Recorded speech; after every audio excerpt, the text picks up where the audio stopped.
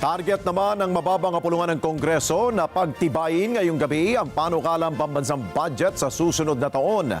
Tiniyak naman ng liderato ng Kamara na hindi maapektuhan ang deliberasyon ng budget sa plenaryo dahil pa rin yan sa patuloy na hindi pagtalo ni Vice President Sara Duterte.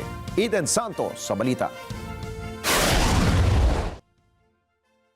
Ipapasa ngayong gabi ng liderato ng House of Representatives ang 2025 National Budget Bill. Yan ay matapos na sertipikahang urgent bill ni Pangulong Ferdinand Marcos Jr. at hilingin sa Kamara at Senado ang agarang pagpasa ng budget para sa susunod na taon. Sa press briefing sa Malacanang pagkatapos ang LEDAC meeting na pinangunahan ni Pangulong Marcos, sinabi ni House Speaker Martin Romualdez na natanggap nila kahapon ang liham ng Certification of Urgency ng House Bill 10800 o Fiscal Budget of 2025 ng administrasyon. Isa sa prioridad ng LEDAC ang 2025 National Budget Bill. Mamayang gabi po, maipapasa natin po yan on third and final reading and ready for transmission in short order to the Senate. Kaya itong pinaka-importanting batas na hinaharap natin po sa Kongreso at tas yung kumpiyansa ko na ito ay maitatapos natin itong gabi dahil sa pagka-certify ng Malacanang urgent po itong batas na ito po. Kaya that will be done. Kinumpirma naman ni Senate President Francis Chis Escudero na hinihintay na lang nila ang approved version ng General Appropriations Bill o GAB mula sa Kamara. Anya, halos sabay lang ang Senado at Kamara na nagsimula ng pagdinig sa budget ng iba't ibang departamento para sa kanilang GAA sa susunod na taon. Giit ni Escudero, pumasok sa G2G agreement ang Senado sa Philippine International Convention Center o PICC para sa 5/4 na pagdarausan ng mga pagdinig nang hindi naapektuhan ang proseso ng budget.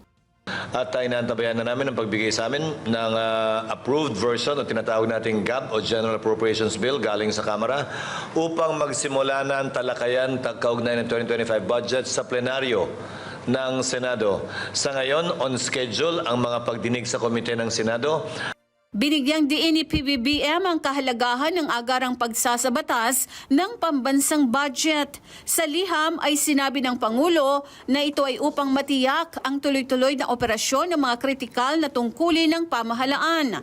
Ginagarantiyahan ang paglalaan ng mga mapagkukunan ng pondo para sa mahalagang hakbangin at bigyang daan ang pamahalaan ng maayos na tumugon sa mga hamon.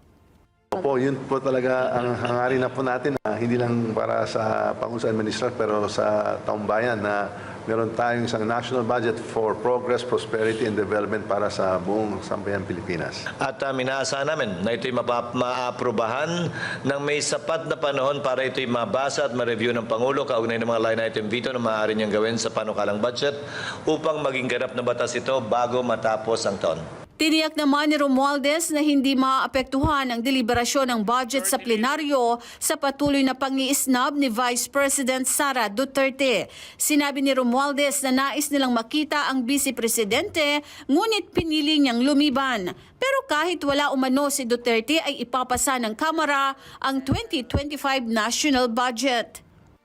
Well, we'd like to very much see the Vice President, but she selected to absent herself and she has sent us letters explaining why, but of course, we would most appreciate her presence. Sa panawagan naman ng ilang kongresista na mag-resign si Duterte dahil sa hindi pagsipot sa budget hearings. Ito ang sagot ni Romualdez.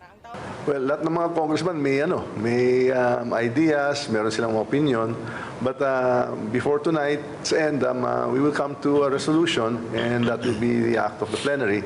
So instead of listening to individual opinions or comments, as you know, in Congress, we act in a consensus, as a consensus body and as a collegiate body. Eden Santos para sa Mata ng Agila. Matatag, matapang, matapat. Maraming salamat sa inyo pong pagsubaybay sa Mata ng Agila Primetime. Para malaman ang matatag, matapang at matapat na mga balita, i-follow lamang at mag-subscribe sa @Net25 TV.